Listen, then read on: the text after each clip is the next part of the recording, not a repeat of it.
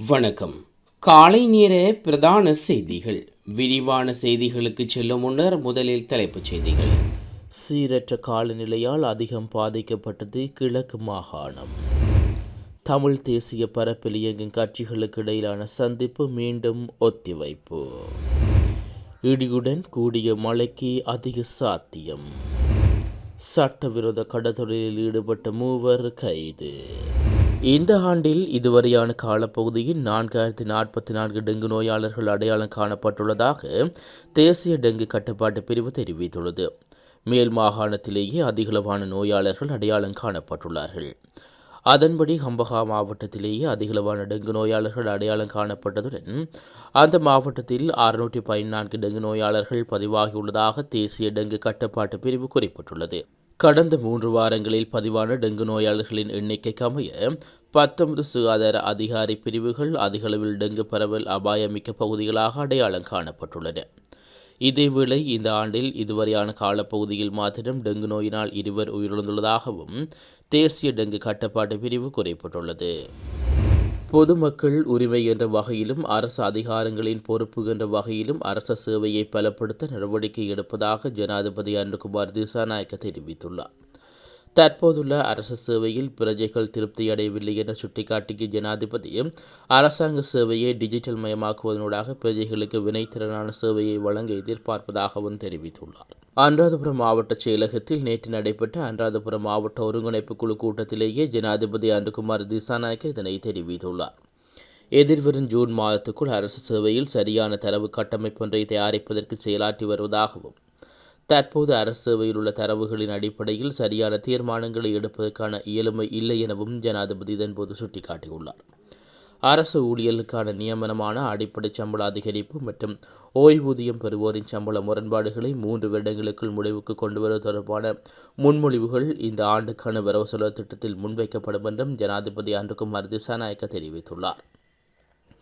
அரசு சேவையை வலுப்படுத்துவது மற்றும் அரசு சேவைக்கான செலவை நிர்வகிப்பதன் அவசியம் குறித்தும் கவனம் செலுத்தப்பட்டுள்ளது.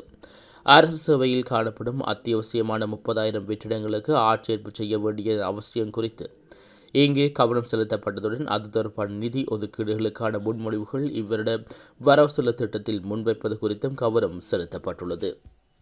தொழில்நுட்ப காரணங்களால் நேர்முக பரீட்சை தாமதமாகக்கூடிய வெற்றிடங்கள் குறித்தும் இங்கு ஆலோசிக்கப்பட்டதுடன் ஒருங்கிணைந்த அரசு சேவை மூலம் மனித வளத்தை சரியான முறையில் முகாமைத்துவம் செய்வது குறித்தும் கவனம் செலுத்தப்பட்டது.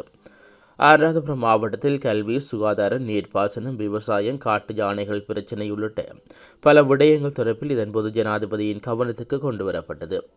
அனுராதபுரம் மாவட்டத்தை சுற்றுலா பிரதேசமாக அபிவிருத்தி செய்வதற்கான சாத்திய கூறுகள் தொடர்பில் கலந்துரையாடப்பட்டதுடன் சிட்டி பிராண்டிங் முறையை பயன்படுத்தி அனுராதபுரத்தை சுற்றுலா பயணிகளை கவருமிடமாக மாற்றுவது தொடர்பிலும் இங்கே கலந்துரையாடப்பட்டுள்ளது. மட்டக்களப்பு வாழைச்சேனை புலிபாய்ந்தாக்கல் பகுதியில் வெள்ளத்தில் அடித்துச் செல்லப்பட்டு காணாமல் போயிருந்த 2 சடலங்களாக மீட்கப்பட்டுள்ளதாக காவல்துறையினர் தெரிவித்துள்ளனர். குறித்த 2 நேற்று மாலை அந்த பகுதியில் உள்ள பாலம் ஒன்றை கடப்பதற்கு முற்பட்ட வேளையில் ஆற்று வெள்ளத்தில் அடித்துச் செல்லப்பட்டுள்ளதாக தெரிவிக்கப்படுகிறது. இந்நிலையில் காணாமல் போயிருந்த 2 இன்றைய தினம் சடலங்களாக மீட்கப்பட்டுள்ளதாக காவல்துறையினர் குறிப்பிட்டுள்ளனர். சந்திவெளி பகுதியைச் சேர்ந்த 52 மற்றும் 71 வயதுடைய 2 இவ்வாறு உயிரிழந்துள்ளதாக வாழைச்சேனை காவல்துறையினர் தெரிவிக்கின்றனர். நாட்டில் நிலவும் சீரற்ற காலநிலை காரணமாக 18 மாவட்டங்களில் 27,751 குடும்பங்களைச் சேர்ந்த 92,471 பேர் பாதிக்கப்பட்டுள்ளதாக அனைத்து முகாமைத்துவ நிலையம் அறிவித்துள்ளது. சீரற்ற காலநிலை காரணமாக கிழக்கு மாகாணம் அதிகளவில் பாதிக்கப்பட்டுள்ளது. அதற்கமைய அம்பாறை, மட்டக்களப்பு மற்றும் திருகோணமலை ஆகிய மாவட்டங்களில் 17,952 குடும்பங்களைச் சேர்ந்த 56,878 பேர் பலத்த மழை காரணமாக பாதிக்கப்பட்டுள்ளார்கள். வடமாகாணத்தில் கிளிநொச்சி, யாழ்ப்பாணம், வவுனியா மற்றும் மன்னார் ஆகிய மாவட்டங்களில் 7,970 குடும்பங்களைச் சேர்ந்த 29,299 பேர் பாதிக்கப்பட்டுள்ளனர். இதனிடையே வடமத்திய மாகாணத்தில் 1,369 குடும்பங்களைச் சேர்ந்து 4,599 பேர் பாதிக்கப்பட்டுள்ளார்கள். அதேவேளை சீரற்ற காலநிலை காரணமாக 319 வீடுகள் பகுதியளவில் சேதமடைந்துள்ளன. 7 மாகாணங்களில் 142 குடும்பங்களைச் சேர்ந்து 438 பேர் பாதிக்கப்பட்டுள்ளதாக தெரிவிக்கப்படுகிறது. அதே நேரம் 320 வீடுகள் பகுதியளவில் சேதமடைந்துள்ளதாகவும் தெரிவிக்கப்படுகிறது. இதேவேளை அதிக மழை காரணமாக நாட்டில் உள்ள 73 பிரதான நீர்த்தேக்கங்களில் 35 நீர்த்தேக்கங்கள் தொடர்ந்து நிரம்பி வழிவதாகவும் நீர்ப்பாசன திணைக்களத்தின் நேரியல் முகாமைத்துவ பிரிவின் பணிப்பாளர் பொறியியலாளர் LS சூரிய பண்டார தெரிவித்துள்ளார். காலி சிறைச்சாலையில் இடம்பெற்ற மோதலை தொடர்ந்து மேலும் 2 கைதிகள் வைத்தியசாலையில் அனுமதிக்கப்பட்டுள்ளார்கள்.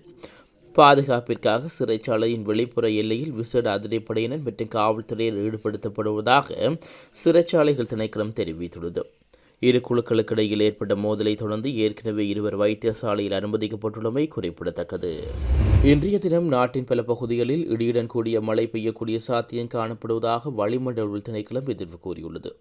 ஊவா மற்றும் தென் மாகாணங்களிலும் அம்பாறை மற்றும் மட்டக்களப்பு மாவட்டங்களிலும் அவ்வப்போது மழையோ அல்லது இடியுடன் கூடிய மழையோ பெய்யக்கூடிய சாத்தியம் காணப்படுவதாக வளிமண்டல திணைக்களம் எதிர்வு கூறியுள்ளது.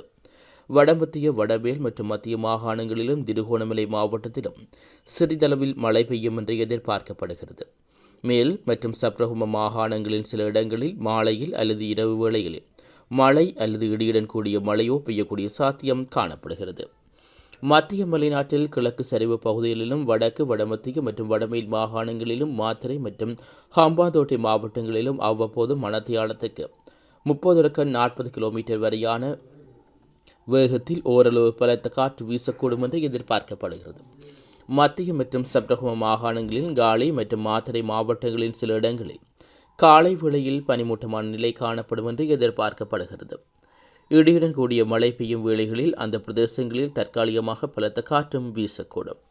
மின்னல் தாக்கங்களினால் ஏற்படக்கூடிய பாதிப்புகளை குறைத்துக் கொள்ள தேவையான முன்னெச்சரிக்கை நடவடிக்கைகளை எடுத்துக் கொள்ளுமாறு பொதுமக்கள் அறிவுறுத்தப்படுகின்றனர். யாழ்ப்பாணத்திலிருந்து கொழும்பு நோக்கி சென்ற கடுகடி தொடர்ந்து ஓமந்தை தொடர்ந்து நிலையத்துக்கு அருகில் தடம் புரண்டுள்ளது. நேற்று மாலை இச்சம்பவம் இடம்பெற்றுள்ளது. தண்டவாளத்தை சீரமைக்கும் பணிகள் தற்போது முன்னெடுக்கப்பட்டு வருவதாக தொடர்ந்து திணைக்களம் தெரிவித்துள்ளது. இதன் காரணமாக கொழும்பு முதல் யாழ்ப்பாணம் வரையிலான தொடர்ந்து மார்க்கத்தில் தொடர்ந்து சேவைகள் தற்காலிகமாக நிறுத்தப்பட்டுள்ளதாக தொடர்ந்து திணைக்களம் தெரிவித்துள்ளது. புதிய அரசியலமைப்பு மற்றும் இனப்பிரச்சினைக்கான தீர்வு விடயத்தை நாடாளுமன்றத்தில் கூட்டாக செயற்படுவது தொடர்பில் தமிழ் தேசிய பரப்பில் இயங்கும் கட்சிகளுக்கிடையே நாளைய தினம் நடைபெற இந்த கலந்துரையாடல் பிற்போடப்பட்டுள்ளது. எனவே இந்த சந்திப்பு நேற்றைய தினம் நடைபெறுகிற நிலையில் அது நாளைய தினம் வரை ஒத்திவைக்கப்பட்டுள்ளது. தமிழ் தேசிய மக்கள் முன்னணியின் நாடாளுமன்ற உறுப்பினர் கஜேந்திரகுமார் பொன்னம்பலம், இலங்கை தமிழிசை கட்சியின் நாடாளுமன்ற குழு தலைவர் சிவஞான ஸ்ரீதரன் மற்றும் ஜனநாயக தமிழ் தேசிய கூட்டணியின் நாடாளுமன்ற உறுப்பினர் செல்வம் அடைக்கலநாதன் ஆகியோருக்கிடையில் அண்மையில் நாடாளுமன்ற கட்டட தொகுதியில் நடைபெற்ற சந்திப்பின் போது இந்த கூட்டத்துக்கான இணக்கப்பாடு எட்டப்பட்டது. இதன்படி யாழ்ப்பாணத்தில் நாளை மாலை 4 மணியளவில் இந்த சந்திப்பை நடத்துவதற்கு ஏற்பாடு செய்யப்பட்டிருந்தது. இந்த சந்திப்புக்கான அழைப்பு கடிதம் தமிழ் தேசிய மக்கள் முன்னணியின் தலைவர் மற்றும் பொதுச் செயலாளர் ஆகியோரால் நேற்று தினம் இலங்கை தமிழிசை கட்சியின் பதவி தலைவர் CVK சிவஞானத்திடம் கையளிக்கப்பட்டது. இந்நிலையில் குறித்த கூட்டத்தில் இலங்கை தமிழிசை கட்சி பங்கேற்கும் கால அவகாசம் கோரிய நிலையில் திகதி தீர்மானிக்கப்படாமல் கூட்டம் ஒத்திவைக்கப்பட்டதாக நாடாளுமன்ற உறுப்பினர் செல்வம் அடைக்கலநாதன் எமது செய்தி தேவைக்கு தெரிவித்துள்ளார்.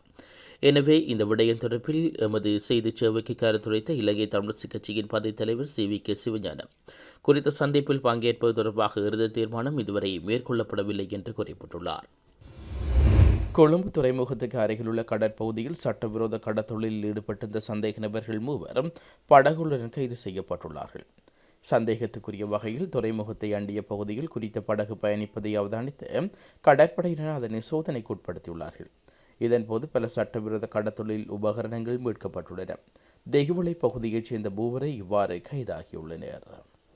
இதுடன் வானத்தின் பிரதான செய்தி அறிக்கை நிறைவு பெறுகிறது. தொடர்ந்து நாளை காலை வானத்தின் பிரதான செய்தி அறிக்கையோடு இணைந்து கொள்வோம். நன்றி.